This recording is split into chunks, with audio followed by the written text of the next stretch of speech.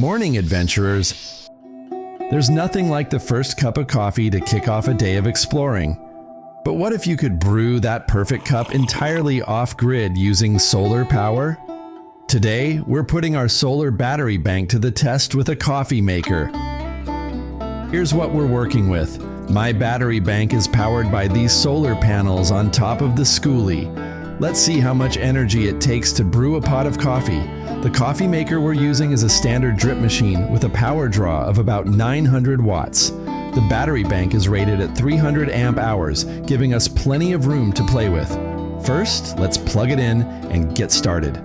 I've unplugged the refrigerator, so the only other draw on the battery are the 12-volt lights. The battery is not at 100% since I had to turn the heater on to take off the chill in the air.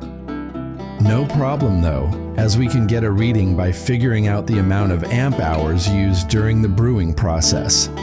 As soon as we power this on, we'll monitor the amp draw to see just how much energy we're using. You can see here that the coffee maker is pulling about 73 amps and 900 watts. That's a pretty typical load for this type of appliance. Let's give it a few minutes and see how it impacts the battery level. While we wait, I'll show you other ways that I make coffee off-grid.